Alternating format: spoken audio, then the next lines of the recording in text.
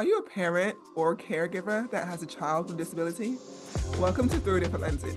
Through heartfelt conversations and personal stories, each episode is going to offer valuable insights and foster a sense of connection for parents navigating the journeys of raising a child with complex disabilities. Join us as we explore shared experiences and build a community where no one has to face this journey alone.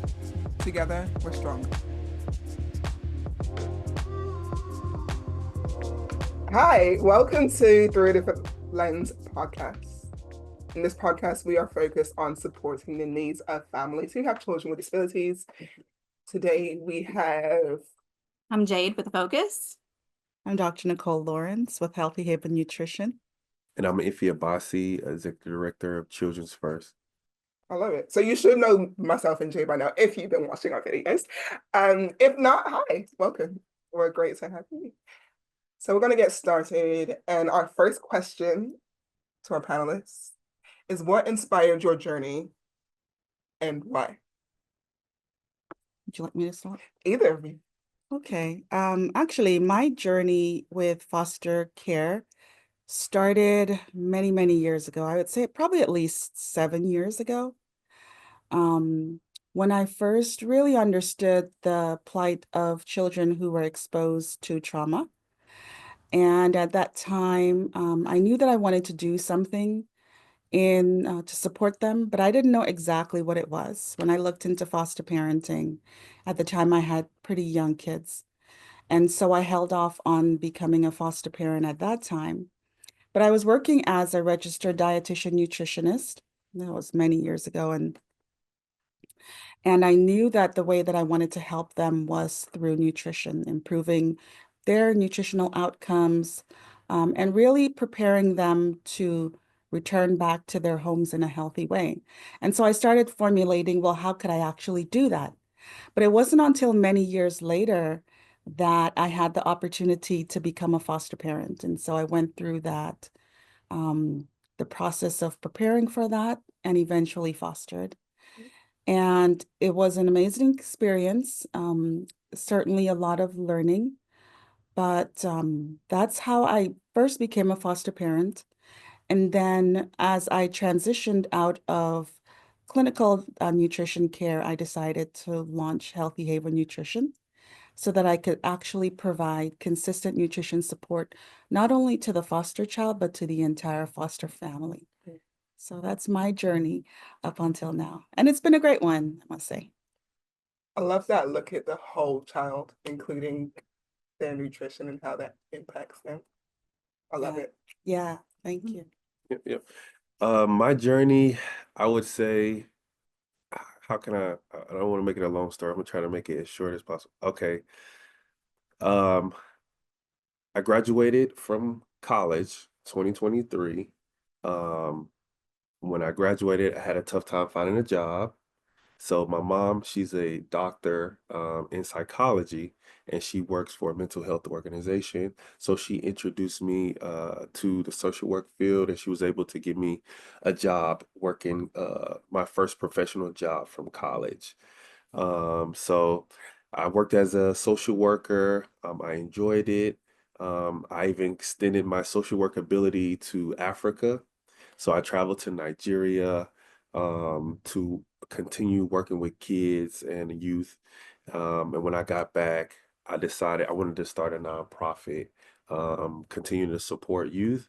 So when I got back to America, I continued doing social work, working with kids in foster care, and we got the nonprofit up and started. Our first initiative was a book. I can't think of the name, but our initiative it was a reading initiative. So it's to encourage kids in preschool to read. And then from there, I always had, even though I had a nonprofit with the initiative that really didn't bring any income to support our program, I always had a job. So my job was social work. So as a social worker, I was working as a behavior aide, where I worked directly with kids in foster care.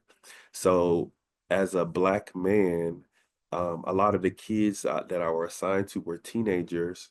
Those teenagers were hard to find homes for. I've slept in my car with teenagers because they couldn't find homes. I've slept in foster homes with teenagers because the parents didn't feel comfortable. I've slept in DFACS offices because they couldn't find a home for a teenager. So that inspired me to start a child placement agency. Um, that's the story. Yeah. What? Yeah. I love it. Yeah, Love yeah. it. That is amazing. Yeah, I think yeah. your heart in that is un like can't put words to that. Like the heart to be able to stay and sleep in your car with teenagers, Yeah, like yeah, sleep in defects offices because you know that they need someone. That's amazing. yeah. Can you tell us the name of your organization? Children First Community Development Services. Mm. Yeah, I love it. Love it. So I want to kind of bounce off the idea of nutrition as well and looking at the whole child in terms of looking at the teenagers and how that relates to children with disabilities. So looking at the whole child, knowing that they need nutrition, knowing that it's difficult for some of these youth, teenage youth, teenage youth with disabilities to get a home placement. Could you speak to that? Oh, well, I guess for me and nutrition, um, I would always encourage the foster parents to keep a snack in the home, like a fruit. I would say more preferably a fruit like in the kitchen, like apples, bananas, and not because we've had parents that kind of they'll lock the snack bar because the kids are always hungry. But I would say just having an open container of fruits and veggies, just encouraging him or her. If you have the munchies late at night, just grab a healthy fruit. I need to do that in my own life, but that's something we always encourage our foster parents. And then secondly, working with kids with my experience working with kids with special needs. I'm a outdoors person, so I really like to take walks. Especially those kids that like the ones that are nonverbal. It's hard for me to understand.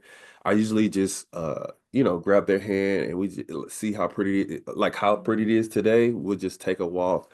I'm more of a nature person, so those are, I mean, my thoughts when it comes to like nutrition and health and wellness. Yeah, Mm. yeah.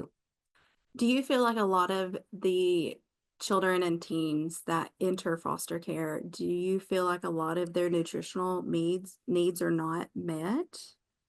Um, Yeah. and I say that because I know when I fostered, my kids could point out every McDonald's.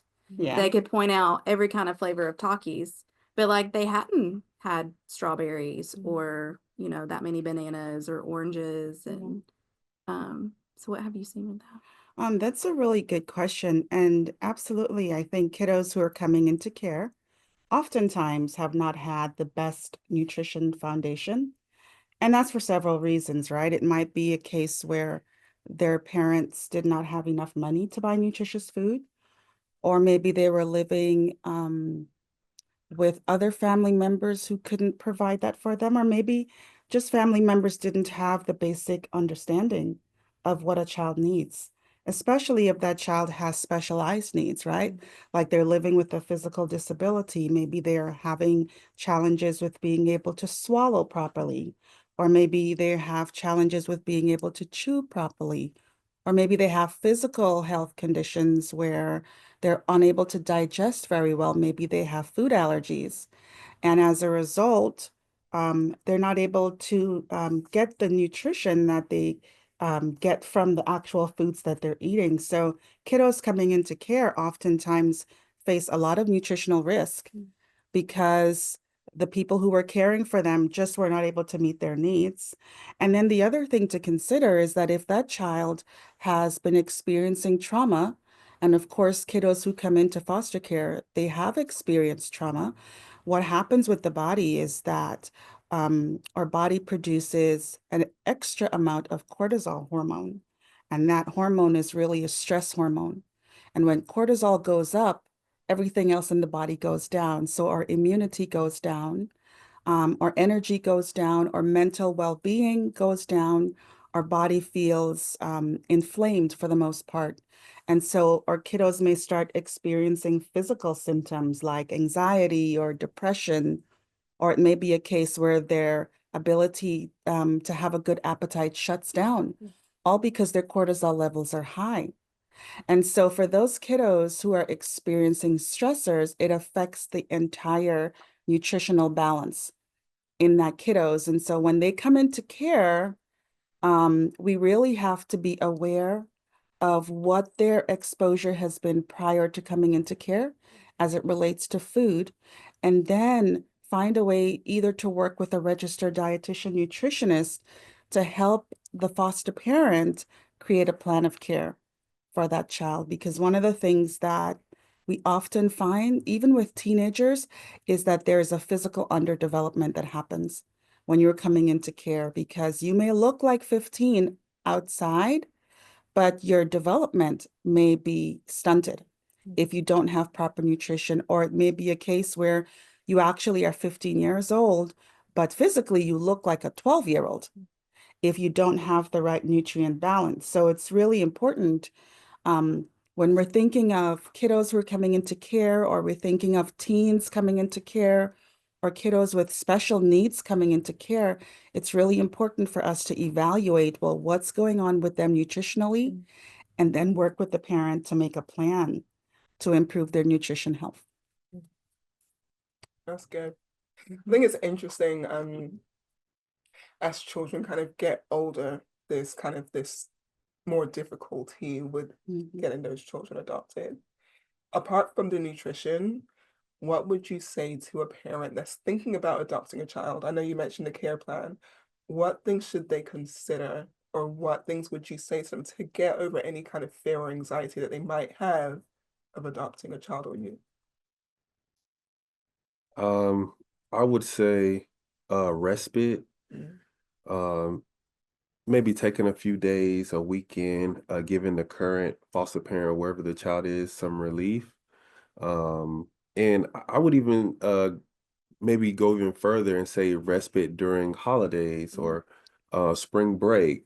That way, the time could be a bit extensive, and that'll give you a time to adjust to the child, to see, if this is something you can handle.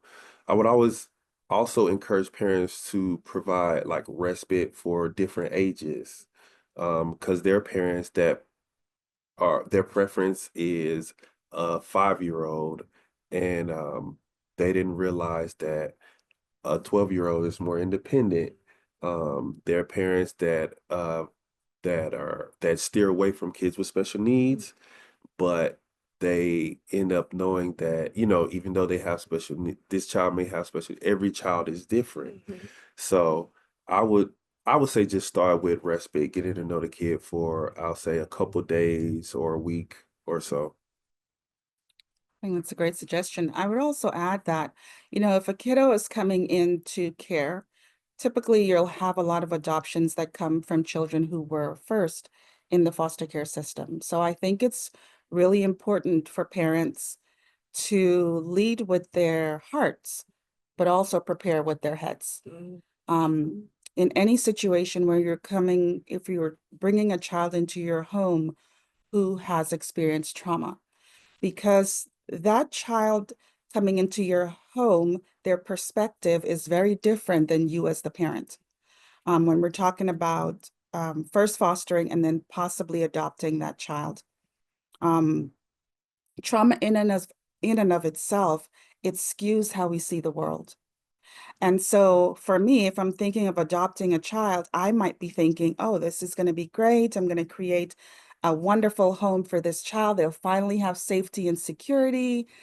But for that child, that may not be the case, right? They may not see it quite that way, especially if they've been in the foster care system for some time. They may be quite jaded, actually, as you would expect, because it's not the most friendly place for a child to be in, right? So I would say for a parent who's considering adopting, first, definitely learn all that you can about what it's like for a child who is coming through the child welfare system. Learn what you can about health and the physical complications that can come from a child who's experienced trauma. If you have biological children in your home, start preparing your kiddos for what that transition might be like, and maybe work with someone to get your family prepared to incorporate a child who has experienced trauma in your home. I would also say prepare yourself as a parent mentally and emotionally. So as a parent, oftentimes parents start fostering specifically because they themselves have experienced trauma. And sometimes they may have unresolved trauma that can be triggered by a kiddo coming into the home. So I would encourage every parent, get yourself into the therapist's office and work out some of the challenges that you already experienced or some of the trauma you might have experienced, so that your trauma does not become placed upon that child, resulting in a situation where there's complex trauma to the child. And then I would say talk to other people, talk to foster parents, talk to parents who have adopted, maybe join a support group for parents who have adopted, so you can learn about some of the challenges that the parent may experience when they're adopting, and then the child may experience when adopting, and then start creating a resource network around you. Other parents, if we can get respite providers, get those available to us. Find behavioral health providers, who can support our kiddo. Find registered dietitian nutritionists if that child that you're considering adopting may have a speech language issue. Find a speech language pathologist, find a physical therapist, find a medical provider, a pediatrician. Find the people that's going to be part of your team to help you support that child, because it's not easy.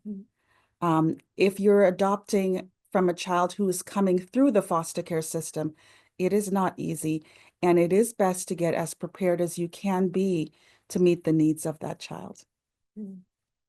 Yeah, that reminds me of one of my favorite resources that we have available that we don't always think about are podcasts. So like as a new parent, if you don't always want to maybe join a support group and be like, oh yeah, I'm thinking about it, which all of foster parents would like jump on and give you all the info, right? But just listening to podcasts where people share their experience. But one of my favorite things to listen to are adoptee stories. And I feel like those really give like a really great insight to things that we don't think about. That's true. So you made me think of a resource. It's just podcasts. Here we are, right?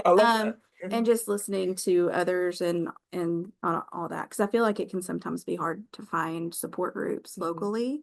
That's true. And or you don't have time. Sometimes it feels like to, go somewhere and get away from your kid, dinner, and all the things. But it's also just the ease of listening. It made me think of that resource. Yeah, I agree. One of the things that we're working on at Healthy Haven Nutrition is to actually start a support group for foster parents that's virtual based. That way, it's not a case where, the parents don't have to find a babysitter for their child. They can do it in the comfort of their home, because like you said, it is difficult.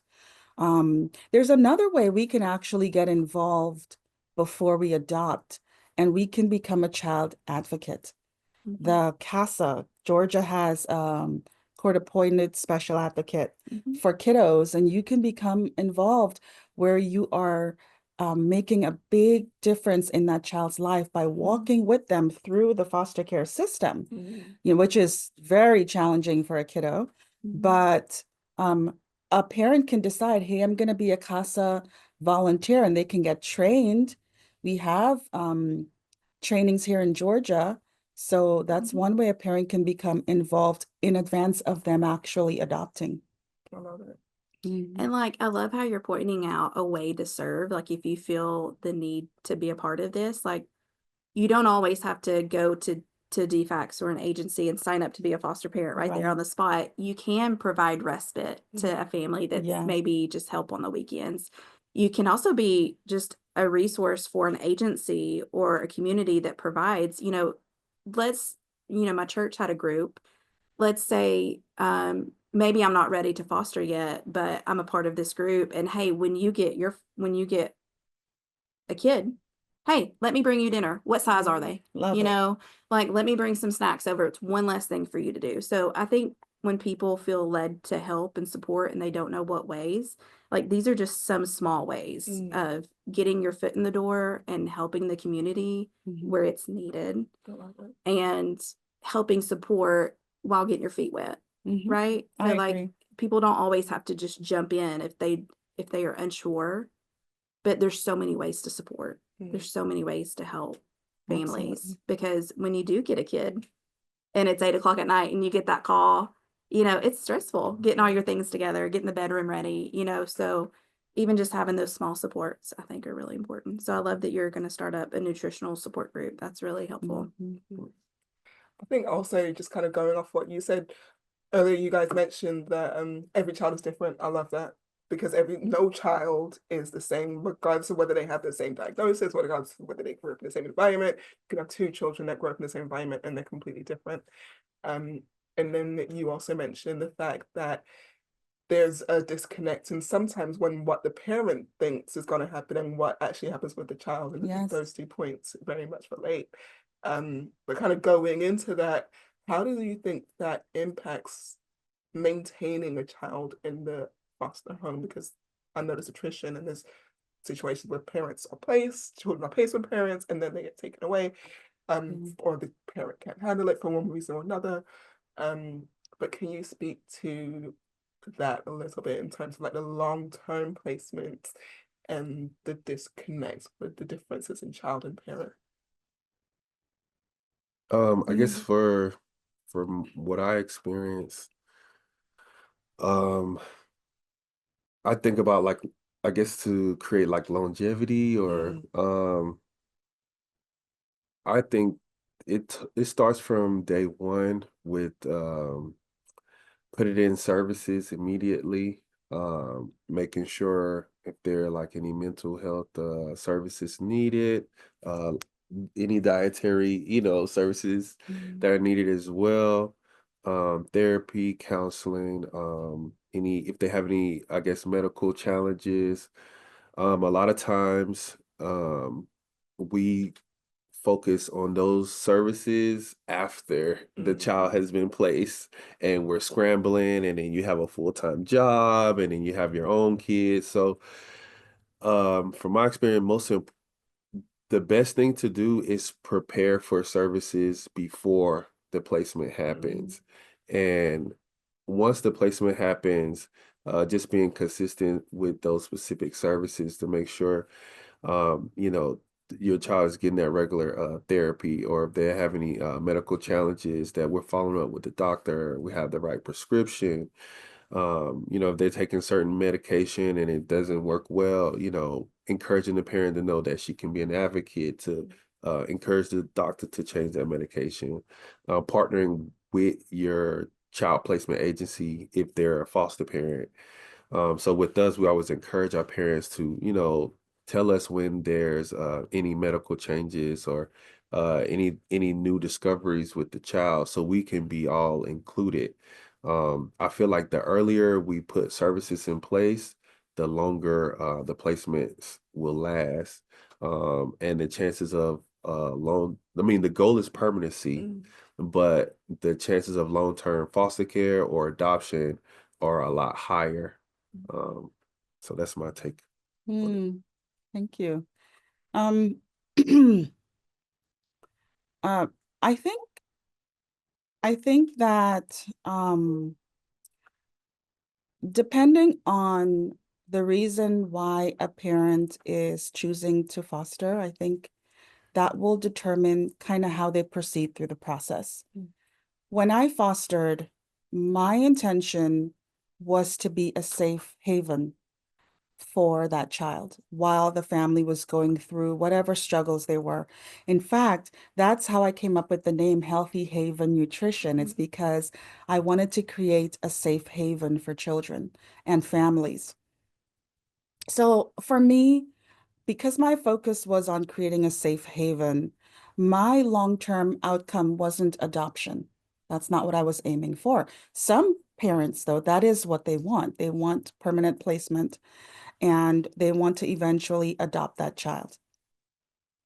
For those parents similar to myself that want to create that safe place, I think for me, the important part with maintaining a safe space for that child is to create trust in the home as best as you can, recognizing that it's the child's decision whether they want to trust you or not. For kiddos who are coming into care, oftentimes their trust has been broken.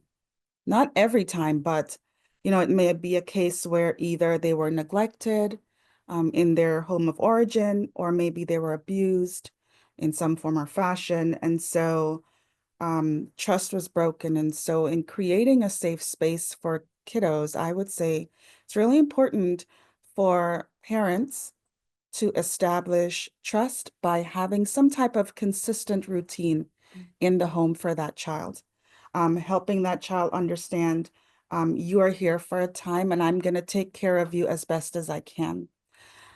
Speaking with the child at the beginning of the placement and gathering from them, well, what is their need? What do they understand? And of course, this depends on the age of the child, right? When we're providing trauma-informed care to our foster kiddos, we're really trying to look at life from their perspective as best as we can. So if a 3-year-old is being placed in our home, there's only so much a 3-year-old can communicate to you, but we have to think about, well, how might a 3-year-old be experiencing being in my home as a total stranger to her, right? Or if it's a teenager, a 15-year-old, you work with a lot of teens, it might be, well, how might a teenager experience my home, coming in with their own background, their own cultural experiences, their own family practices, now into my home, this brand new random place. What might that experience be like for them? And then try my best to help them understand. I'm trying my best to meet your needs as best as I can, but I need your part in this while you are here. So because for me, placement was a temporary measure, my aim was to provide all that I could for that child. So when they transition either back to their family or to kinship care, maybe another extended family member, or maybe if they get adopted, what I do for them can last for a long time. So it can go with them beyond my home. So when it comes to something like nutrition, because nutrition is the foundation of life, it's providing all that I can for that child so that when they step out of my home, maybe they're leaving a little bit better than when they came into the home, right? Maybe their health is a little bit better. Maybe their stress level is reduced. Maybe they're sleeping a little bit better. Maybe they are absorbing iron a little bit better from the foods that they eat because they're less stressed. Maybe they're on less medication to manage anxiety than when they first came into the home. So these are all different things that I would say that as a parent, I would look at to figure out, well, how can I best care for this child? And as I think about Healthy Haven Nutrition right now, I mean, that's really what we're existing to do. It's to help parents help their kiddos, because parents don't necessarily know how to meet the needs of a child coming into care. They may know how to meet the needs of their own biological children, but their bio kids' needs may be very different than a child who's coming into care. And so when I look at what we're aiming to do at Healthy Haven Nutrition, it's really to give parents the tools that they're going to be able to now use to improve the life of the children that's coming into their home.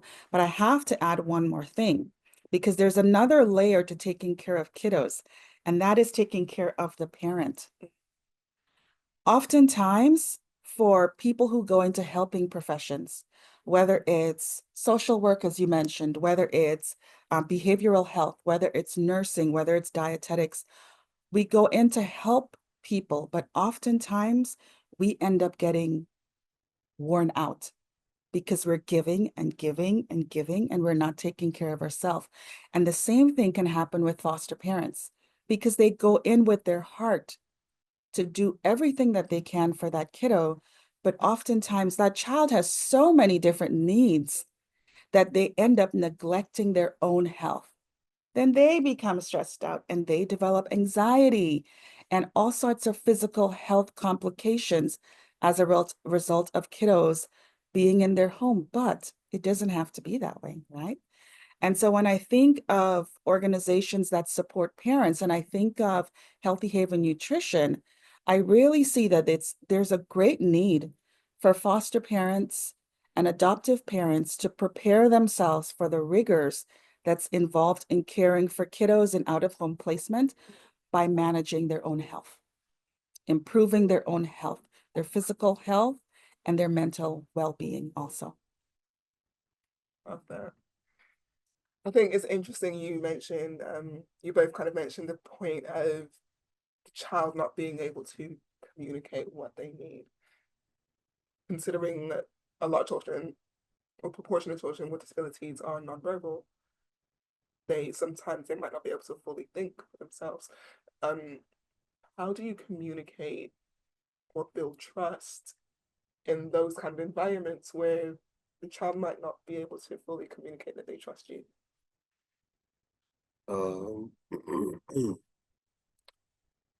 I guess familiarity, partnering with, for foster parents, I would say partnering with the biological mother, Does that allow?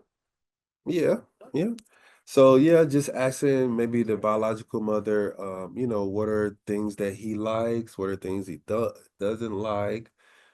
Maybe having activities where the foster parent and the bio mom are together and the child with special needs they see that interaction. I feel like that will build trust.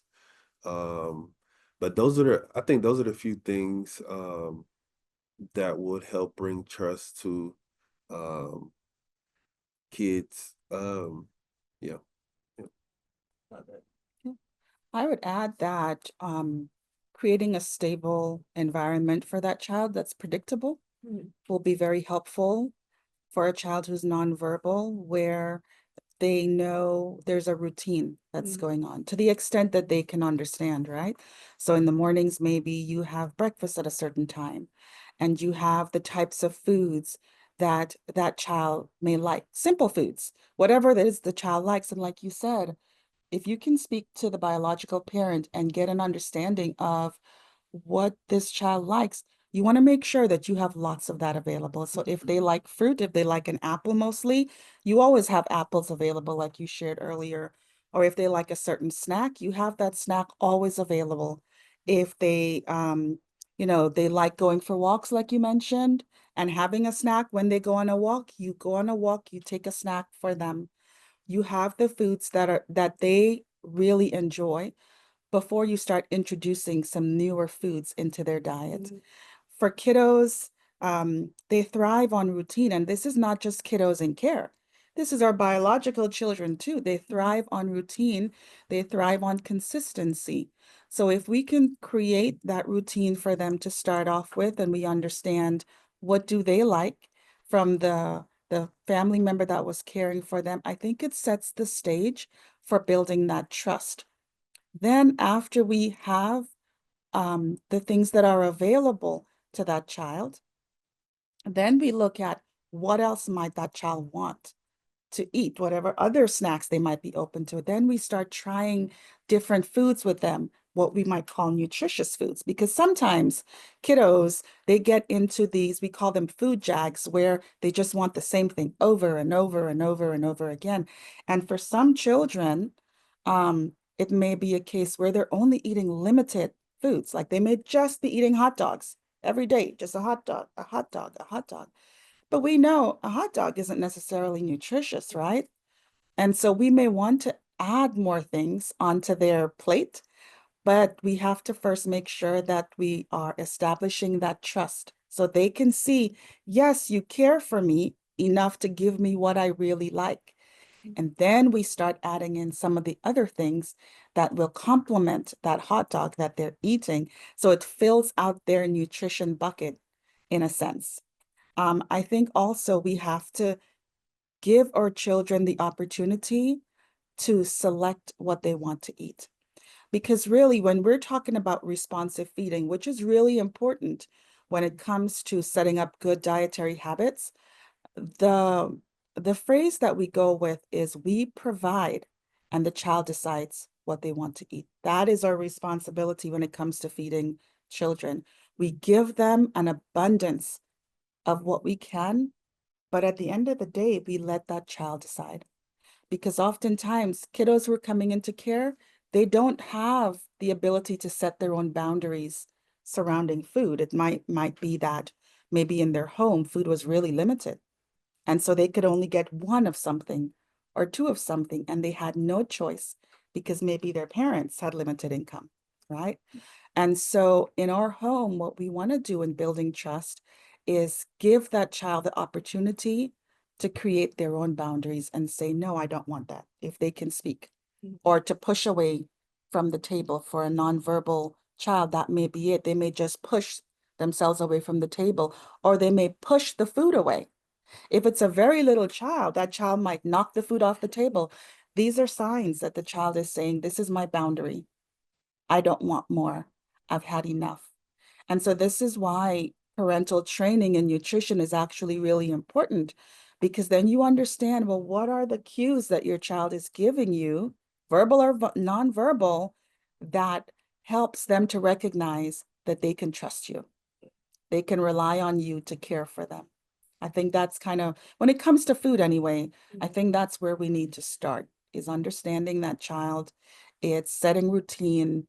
It's giving them the choice so that they can eventually build the trust that we need them to have in us so we can meet their needs.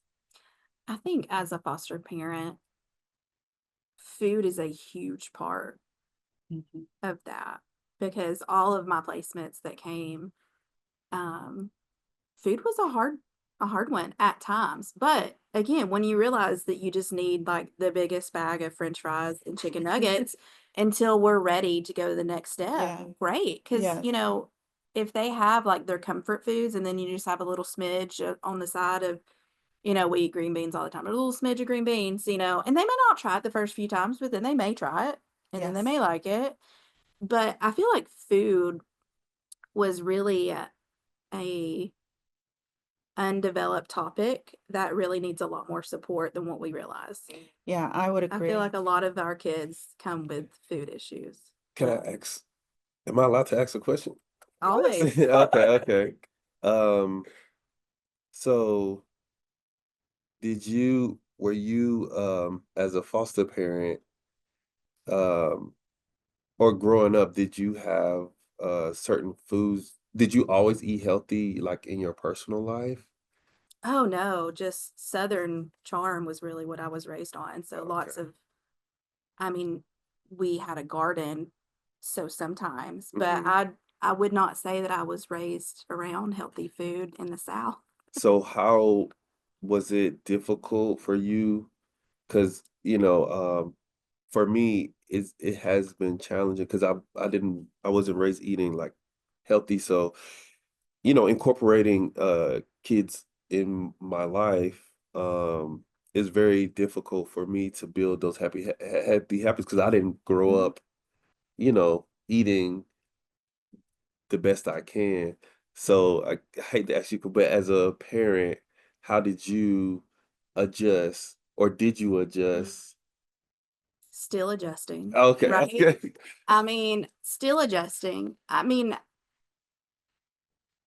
we're always trying to teach our children healthy habits, but I will say it is difficult in a way because they still have even though I've had my children for 4 years, which is longer than when they were with their biological mother, but um, we still have all these tendencies that we have. And so setting healthy boundaries, I think, is always a struggle for me because as a parent, it's already kind of hard to take care of myself. But I think the other thing that nobody really talks about is like we almost need a second job to be able to afford all the berries and the fruit and the healthy food that our kids need. Right. So even just setting those healthy guidelines for them, yeah, that's absolutely hard for me because I wasn't while I was raised with like homegrown tomatoes and things like that, occasionally I wasn't always raised to eat healthily. Yeah. But it takes kids a while to be able to like, for me to be like, oh yeah, you love strawberries, you would love the strawberry thing. And they're like, yeah, I don't know what that. Like, it's all of that trust takes a while, Yeah. and all of that confidence to make decisions takes a while, I think too. But no, I wasn't raised to eat healthy. I had a Okay. lot of fried chicken growing up and mashed potatoes, and while that was wonderful food, I grew up out in the country. We didn't really have fast food and all that kind of stuff, but my kids, they love fast food. They like love it, but it's also a trigger. Yeah. McDonald's is a trigger for us. Right. And it took me a while to learn that. Wow. Can I share something? For most people, they don't grow up really thinking about nutrition. It's not. I'm a registered dietitian nutritionist by training, and so I'm trained to think about nutrition, right? However, for a parent, when we're talking about a parent who is caring for a child who has experienced trauma, that's a little bit different than a parent who's raising their biological children, because to start off with, if you are raising your own biological children, they've already developed trust in you from birth. So they're going to go along with what you say, whether or not what you say to them is right or wrong, because they trust you and they assume that you are doing something that's in their best interest. When you're raising foster kiddos, however, you don't have that built-in trust. Everything you're doing is now building trust with them.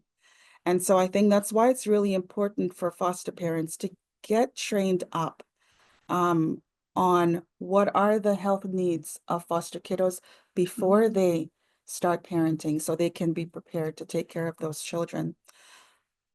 When a foster parent has a little bit more information about the health needs of that foster child, then their home can set the stage for reducing that cortisol hormone I was talking about, that stress hormone that the child might have high levels of.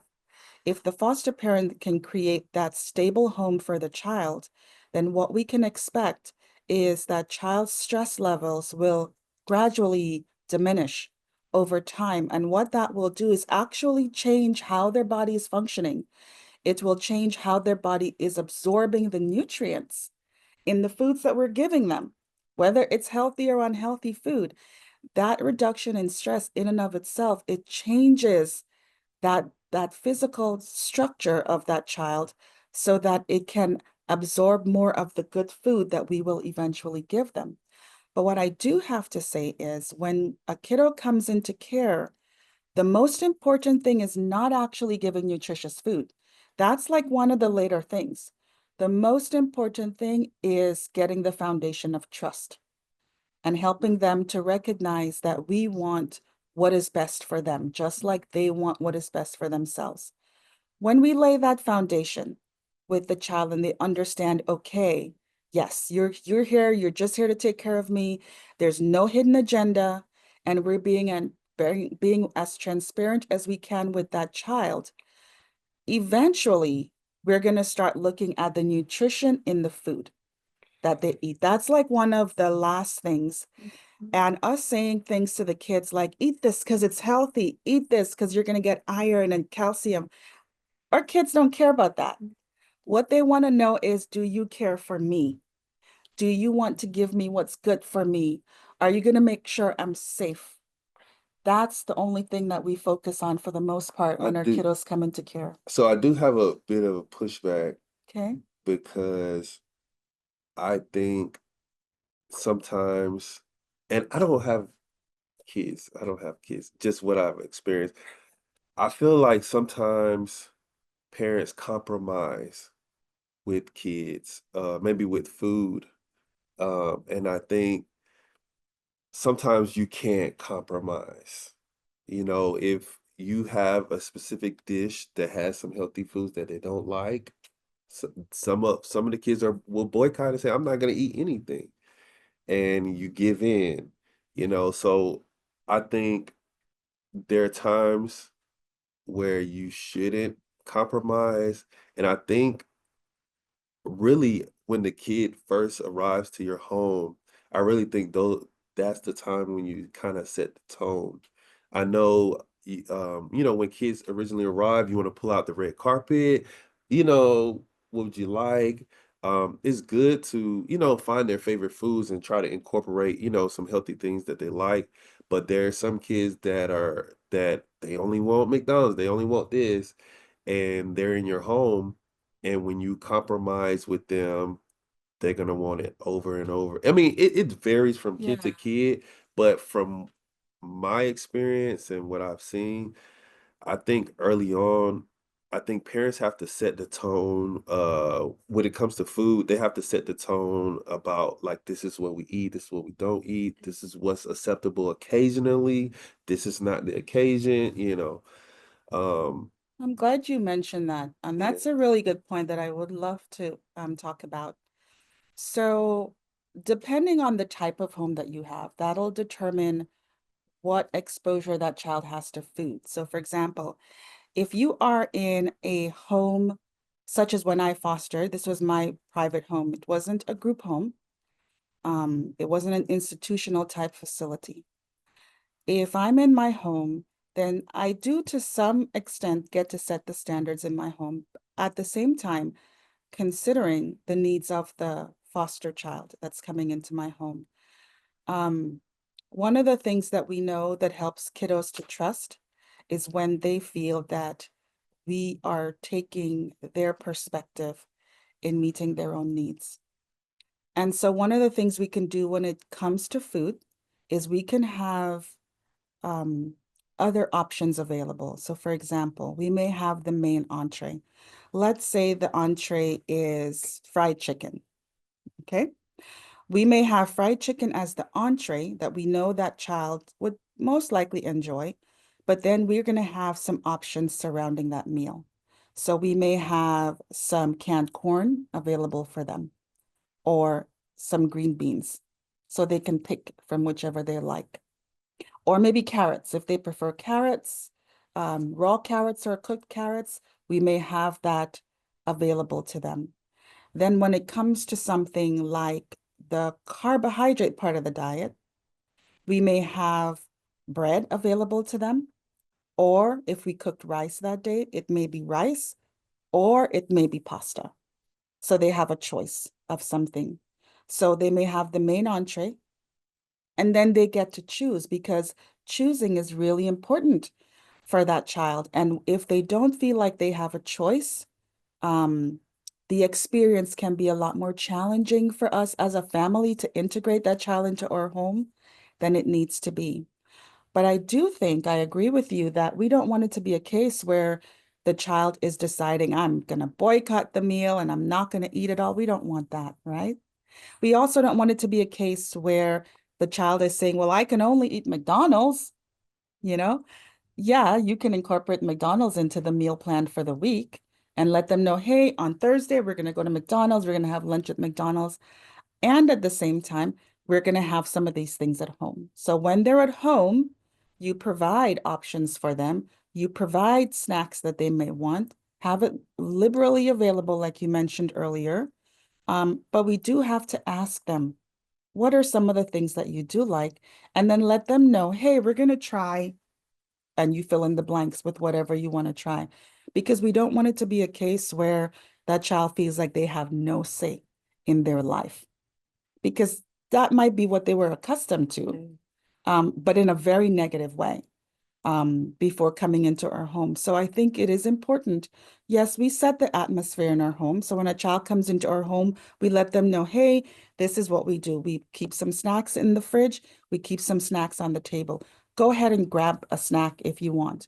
Or you may set up a rule like, okay, we don't eat in our bedrooms because it may encourage ants in the bedroom. We're going to eat at the table, or we're going to eat wherever in the house, or maybe you can go outside in the patio and eat. You're going to have those structures set up for the child, but it's really important to also have some flexibility for them so that they feel like they are having a say in their life at the same time. Now, if that child was coming into a group home situation, that's different. Where it's more institutional in a sense, because Mm-hmm. you may have a menu planned out for that child. But even so, even with that menu that you may have for more of an institutional setting, you still need to have some flexibility within the menu, especially for a child who this is their first time coming into care. If a child has been in care for several times, they kind of know the lay of the land if they're coming into an institutional setting. So they may know, okay, well, there's usually a menu and I don't have a lot of flexibility, but coming into your personal residence, it's a little bit different for that child. I think we have the option to be more flexible. I like that, because really what parenting is being flexible. And I think especially if you have a placement come into your home that may be nonverbal or like a toddler, sometimes you don't even know, you gotta, it may take a while to figure out. And, especially if it is in that toddler age, sometimes you're just happy if they just eat, and like you did find out what food that they liked. And so, yeah, we go and buy it in bulk at Walmart the next time we go, but a lot of it is just being flexible, I feel like, and really reading the child that you have. Because again, taking in toddlers, I was just happy when they ate. I didn't know what they liked, other than they could point to things in the store, but I think a lot of it is just being flexible and figuring it out. And then when everyone gets in a comfort zone, that's when I can start, okay, you know what? I haven't made this dish in a while. I haven't made it since you've been here. Let's try this out, and it's, you give and take, it's always like something to figure out. But I'm sure for teens that may be harder to, and all of us as teenagers thought we had a big old voice, so I'm sure that's totally different than like a toddler, Definitely. Yes, for sure. Yeah. I think it's interesting. There's, from kind of my experience of working with families, it's kind of like it's two kind of mindsets. There's a family that's overwhelmed and they're tired and they've tried all they could, so then they are compromising because they can't anymore. They've reached that point where that's their breaking point. So everything is given. And then there's families that they're happy and they're healthy and they're able to be in that mindset of, okay, I can give choice. Okay, my child needs this, I can be flexible with them. And it's interesting the differences, because you also mentioned earlier about the family that maybe healthy food is too expensive for them, so they're grabbing what they can. There's cans over here, that's the food for them. I'm also just thinking about those families before the child even gets into foster care. Those families that are at home and they're overwhelmed, they can't afford, maybe they're getting their food is on benefits to get their food, and they're just trying to do what they can. So in that sense, I'm a compromise. So it's interesting the differences. I feel like everything is compromise, just like when you tell your kids, I'm going to the grocery store. What would you like? Oh, we really want bananas. Great. You go, there's no bananas that day. Like, we all have to learn, things don't always go our way, but you have to be able to shift sometimes. And sometimes you have kids that won't shift, and that's okay. You just got to figure it out. Yeah. Especially if you have a child that is nonverbal, they can't speak up for themselves, or let's say you have a placement that is a significant disability, like you may have to figure out what they eat for a minute. It may not just be, And I think too that a parent has to be really observant. If you do have a nonverbal child, then you have to look at the physical cues that they're giving you to help you know how to respond to them. And I think it's important to work with those professionals, the health professionals that can help you help your child, because we are not trained speech language pathologists. We are not physical therapists. We are none of those occupational therapists, but we do have professionals that are available. And if your child is in the foster care system, the system is required to provide these services for the child if they need them. So it's just a matter of you as the parent reaching out to the caseworker and saying, hey, my child needs X, Y, and Z. They're not eating well. They're losing weight. I'm offering them these different things, but they're not eating consistently, and so they're losing weight. Can you give me some assistance? Who can I take this child to? If you see that your child is gaining more weight, It might be that they're stress eating. It might be their cortisol levels are so high that they're stressed out. And so they're stress eating. Like you may have found in your homes that children are raiding the fridge in the middle of the night. Like you mentioned, sometimes, some people lock the refrigerator or the snack cabinet or something. It might be the child is raiding the fridge in the middle of the night because they're so anxious that they wake up in the middle of the night and that's when they get the urge to eat. But connecting with professionals who can help that child is going to help you as the parent. So you're not so overwhelmed, like you were saying, Anike. Um, and when you're not as overwhelmed, you can be a bit more supportive to that child. You can see a little bit clearer as to what options are available to you as you are caring for that child. So it's just something to consider. Absolutely. I love that. So thank you so much for having us. I'm gonna ask anyone that has questions in the chat, please feel free to drop them in the chat. But if you have 2 points that you would say to a parent, what would that be? 2 points. Yeah. I'll let you. First, I would say, and we're talking about current foster parents. Whichever one. Okay. So first, I'll repeat what I said earlier, which is lead with your heart. Okay. But prepare with your head. Foster parenting is challenging. It is rewarding. And it is probably one of the best things that you could do to make a positive contribution to a child's life. But it is challenging. You come upon situations that you've never experienced before. You are dealing with that child's biological parent. You are dealing with the child welfare system. You are dealing with healthcare professionals. You're dealing with school professionals. You're dealing with the community.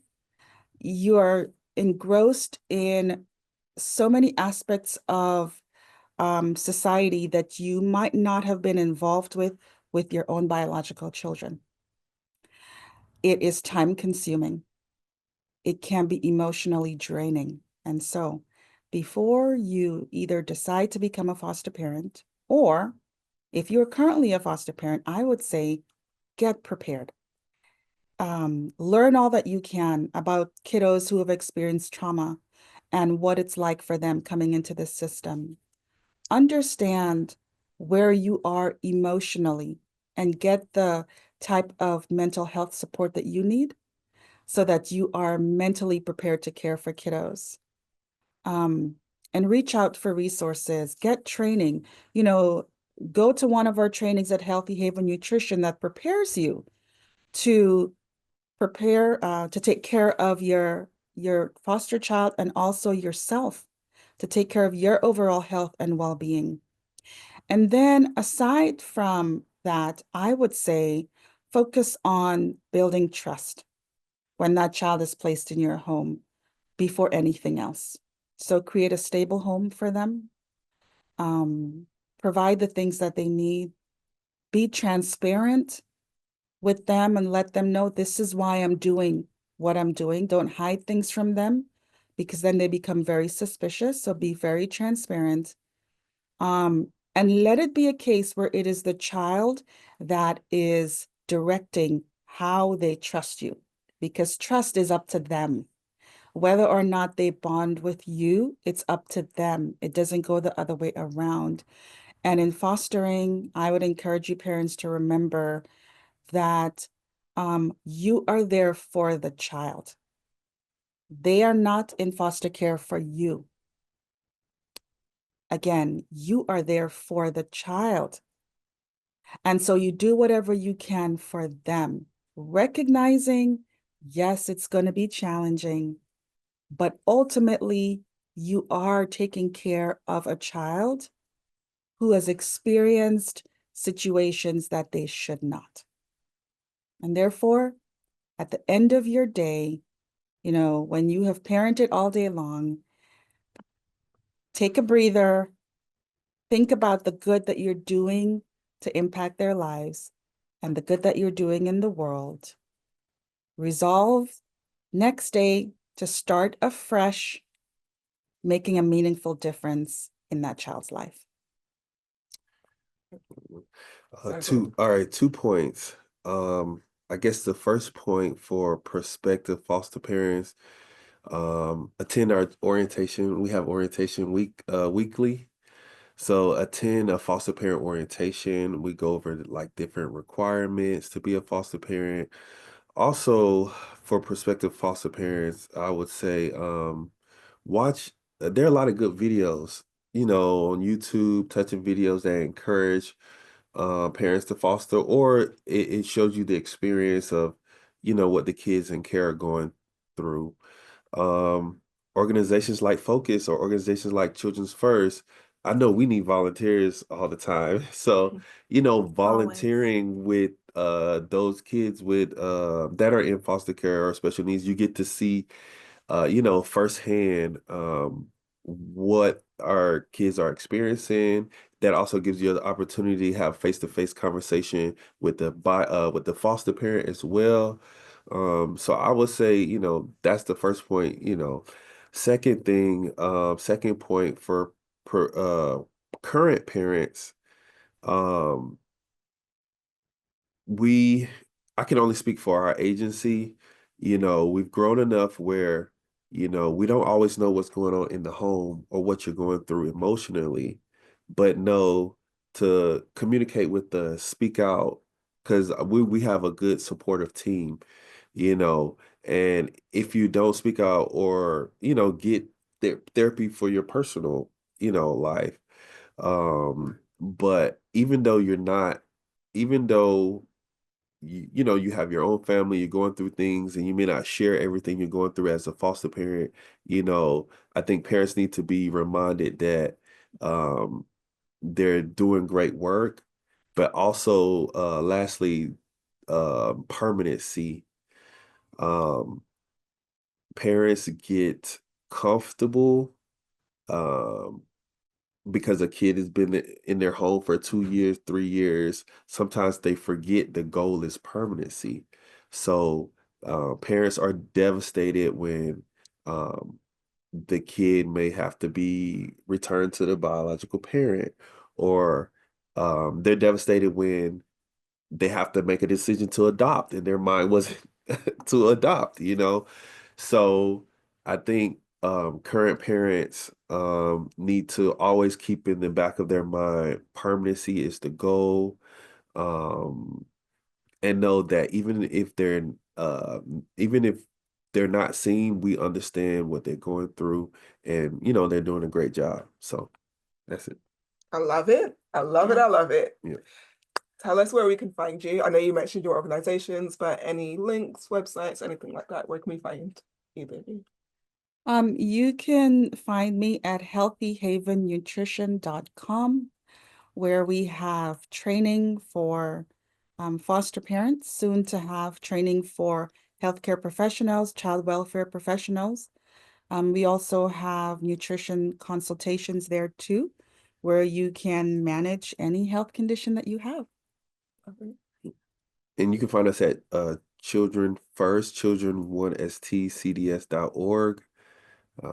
We're always searching for foster parents, volunteers, board members. So, yep, just contact us there.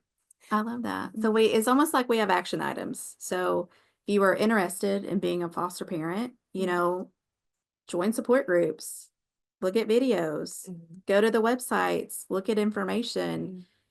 You want to get your toes wet? Help respite, help support, call up an agency and ask to be a mentor. And when, you can pair them up and someone gets a new placement, you can take them dinner and some snacks and some fruit. Right? Yeah. Berries. Let's just say Berries. berries. Let's just say a second job is berries. Get your feet wet by helping, by supporting, listening to adoptee stories. There are so many ways to support the community and help children in foster care, help teens in foster care, help kids with disabilities in foster care. And so there are so many ways to get your feet wet and to be helpful to families, even if you are not available to fully foster or interested in adopting, there are so many ways that you can just help support the people that do have the courage to do it. And may I share one thing? I'm so glad you mentioned that. Healthy Haven Nutrition's website, which is healthyhavennutrition.com. One of the things that you'll find there is the Georgia Foster Parent Wellbeing Survey. What we want to do is really help parents get healthier so that they can take care of children. We know that foster parenting is not easy and it can be very stressful. And so to prevent parent burnout, one of the things I did was create that survey so that parents can assess how are they doing with managing stress and how can we help reduce that stress, because in Georgia, over the last several years, we've actually had a decrease in the number of foster parents. Okay. But we have more people who are going into the system and need that support. What's happening is we're having parents that are closing their license for all different reasons, but one is they are stressed out. There's, it's social support that's happening. So they get stressed out, and for all different reasons, they close their license. So that means that's one less home for a child to be in. We want to make sure parents are equipped to take care of their kiddos and they are not stressed out, because when they're stressed out, the whole home suffers. We don't want that, right? So if you're a foster parent, I would say go take the Georgia Foster Parent Wellbeing Survey online and share it with as many foster parents as you can, because we want to make change, not only for the individual foster parent, but for foster parent related policies in Georgia. I love that. Policies are everything. So we've got some action items. I love it. We've got some resources, Children's First, Healthy Haven Nutrition, and all the things that Jay just mentioned to do. So yeah, we hope you enjoyed the podcast. If you have any questions, feel free to stay online. But as far as the recording goes, we are. Thank you. Thank Julian, do you. you have any questions on there on the chat? No questions. No one has questions. It's because we hit every